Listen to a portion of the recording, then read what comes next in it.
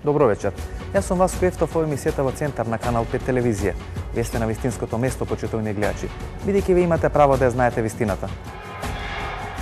Македонската јавност денеска просто стенка под притисокот на тие реални шоу, односно шоуа на ниски политички и ниски секакви животни страсти. Клучното прашање кој тука се поставува е дали македонската јавност е на така ниско ниво да може да консумира само турски серии, реални шоа, или сепак станува збор за еден свесен концепт на дополнително затупување на македонската јавност, зад која стојат одредени политички структури кои сакаат во овој момент во кој се наоѓа македонската јавност и македонската држава, всушност да го дефокусираат вниманието на сосема друга страна и да го заземат тој простор на јавното мислење токму со такви реални шоуа.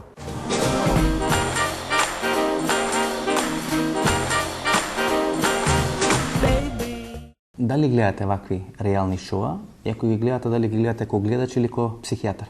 Па, во неколку наврати, да, со тоа што се обидувам да ги гледам као гледач, но она што се вика професионална деформација, нели, во одредени моменти се обидувам како гледач да ги гледам. Развија провокација психијатриска? Психијатриска провокација, да, но секогаш и од позиција на гледач и од позиција на професионалец размислувам докаде може да оди човековата глупост. И докаде може да оди? Јас мислам дека бескрајно. Вики Ралева се чувствува како херој на новото време. Дали е тоа баш така, почитувани гледачи? И дали има ова девојче од 19 години основа токму така да се чувствува и да се прикажува како всушност човекот или девојката која ги скршила тие табуи во Република Македонија?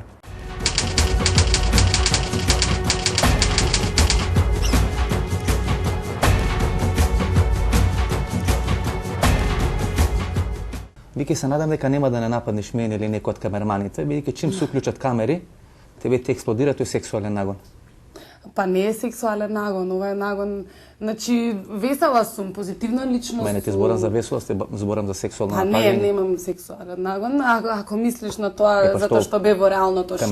Камерманите се помалку симпатични од фризерот од Белград? Добро, може не се истетовирани ко него. Па ја барам баш такви истетовирани, да бидам искрена. Еден од нив може истетовиран, да може ќе ти се допадне. Може да го нападнеш. Може треба да ги исклучиме камерите. Па не, сега не би нападнала никого затоа што сум стварно заљубена. Си слушнала за Усейн Болт? Не. Тој е најбрз човек во светот. Трча 100 метри за 9,3 секунди, отприлика 9,4. Ја мислам дека ти со поголема брзина се спанџа со некој тамо се смува во шот, отколку тој што трча 100 метри. Па мора, зграбчи го тоа што ти се допаѓа, значи гледам плен и нормално ловам. Ти плати ли за тоа? Не, уопште, значи вака шоуто е скроз као, значи реално, затоа што ништо не е наместено, ниту една реакција моја или реакција на било кој од станарите, не е. Како е да водиш секс под рефлектори? Па немав секс. Па добро. Значи имав интимни моменти, значи размена на емоции, допири, али секс нема. Не помисли, не знам, баба ти на 70 години или другата да, баба. Помислив, не помисли. Или комшиите, што си речат комшиите, поминат комшиите ќе да знаат како реагираш во секс. Зар тоа не е непријатно? Па не ми е непријатно, сето тоа е природно. Значи така сме и ние луѓето настанати од љубов, така, значи уопште не гледам зашто да биде непријатно. Не е природно да те гледат пола милион или милион луѓе, како тоа го правиш пред рефлектори. Па и Северина за тебе ка луѓерка. Па така како ќе погледнеш работите. Па значи, види се, многу е различно тоа. Ти си тамо и ти забораваш на све, буквално на све. Ја значи заборавам на камери дека цело време сум озвучена. Како може да забориш, тоа е интима? Интима помеѓу двајца.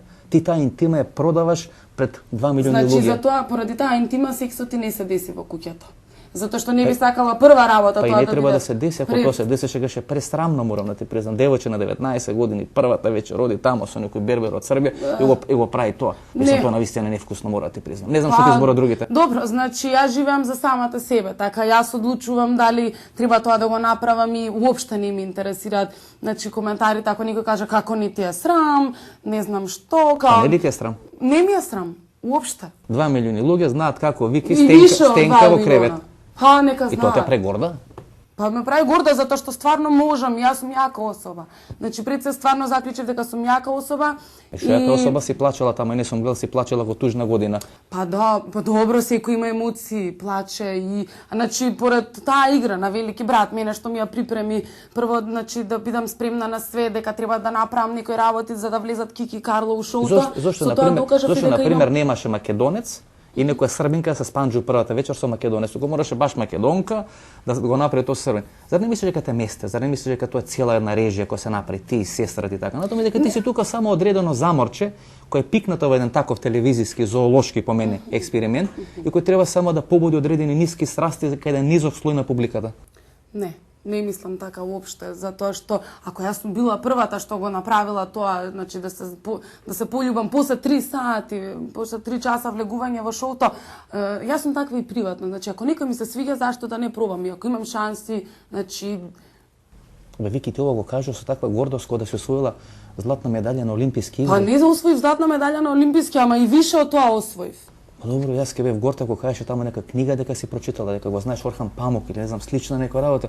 Па добро, секој е горд на различни работи. А не да му се фрлиш работи. на некој тамо истетовирана некоја таписерија. Па добро, ја имам тетоважи, немам предрасуди, значи стварно немам предрасуди. Ма не се работи за предрасуди, се работи за вкус и за стил. Па добро, ми се свиѓа стилот негов, имам таков вкус, значи да ми се свиѓа неговиот стил и тоа што го работи, премногу е креативен, интелигентен, пред се, паметен е премногу. Да ти кажам, 2 дена го гледав спремајќи се со емисија и баш дека интелигентен не може да сватам. Не знам како успеа тој 2 секунди да сватиш пред да му се фрлиш. Мислам, се обидам да те искарикирам целата ситуација. Значи, девојка на 19 години, кој потекнува од едно финансиски добростоечко семејство, оди таму и го прави тоа. Наистина не можам да ти влезам во главчето да сватам зашто една девојка која нормално го прави тоа. Затоа што пред се не отидов таму заради пари.